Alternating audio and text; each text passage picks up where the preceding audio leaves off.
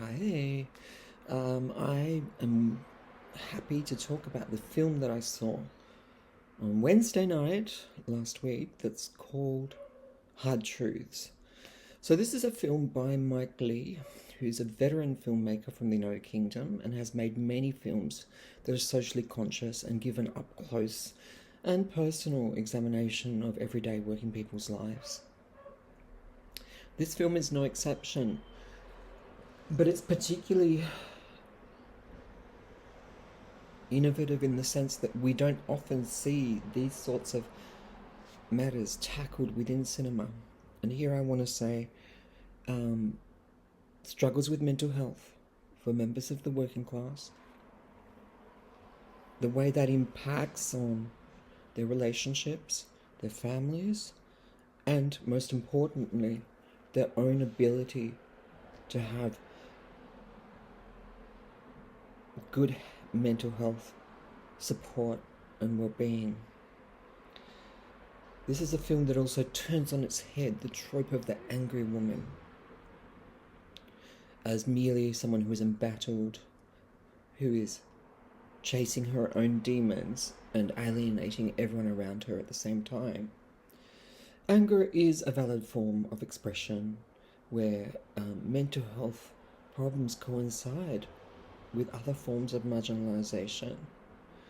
However, it can be very brittle, including for the person that is experiencing it firsthand and for their family members. How do you provide help in that context? How do you understand someone as a family member, as a loved one? You love them, as one of the lines in the film says, but you don't understand them. And yet, this is crucial. Finding ways in and finding ways to understand what someone is facing in these sorts of contexts is crucial to finding help. And it's crucial for healing. So the movie focuses on Pansy, who is a black English woman who has in her charge two men that she has to look after in her life. Namely her husband, who is a construction worker, and her 22-year-old son, who lives with them both and doesn't seem to have much motivation in his life, but about whom she cares and also has fears around, including in relation to the possibility of him being profiled by police and targeted just for being black. There's so much that's rolled up in tension in Pansy's life, in Pansy's body. And the film kind of slowly untethers some of those things, even if her conflagrations of anger and her heating out are extremely confronting. One reviewer said this is a magnificent film. It's masterly, but I wouldn't recommend it. It is, to be sure, really hard going. And for any of us who have been involved in relationships with people who have had mental health struggles and have expressed their frustration, most centrally with themselves, through anger, it really gives us not only pause to think, but is quite revelatory and maybe even shocking. Resources to anger, cables to rage, as Audre Lorde would say. How can you sort out someone's anger from what's going on for them? And that is really what the film is concerned with. It gave me a lot to reflect on.